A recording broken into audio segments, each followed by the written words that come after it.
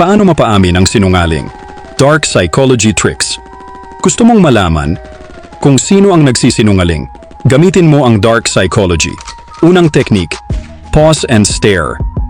Kapag may sinabi sila na kaduda-duda, huwag kang agad mag-react. Tumingin ka lang diretso sa mata nila at manahimik ng ilang segundo. Bakit? Doon nagsisimula ang pressure.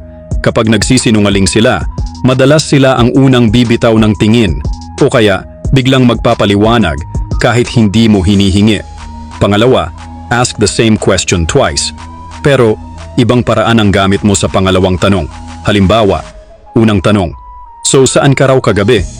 Pagkalipas ng ilang minuto, ikutan mo ng tanong, teka, anong oras ka nga pala nakauwi? Ang totoong tao, consistent ang sagot. Ang sinungaling, madalas nagkakagulo sa detalye.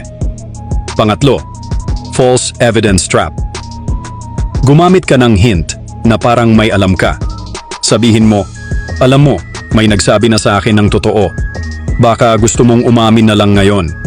Hindi mo kailangang banggitin kung sino o ano ang ebidensya. Ang guilty, magpapanik. Ang inosente, magtataka. At ang pinaka-importanting technique, manatiling kalmado. Kapag hindi ka reactive, mas lalong kinakabahan ang sinungaling. Dahil hindi nila alam kung anong alam mo na. Ito ang sining ng dark psychology. Hindi mo kailangang sumigaw. Hindi mo kailangang manginsulto. Dahil ang utak, mas malakas pa sa kahit anong salita. Gamitin mo ito ng tama. At hindi lang sila aamin. Matatakot pa silang ulitin ang panloloko. Alamin ang laro ng isipan. Follow for part 2.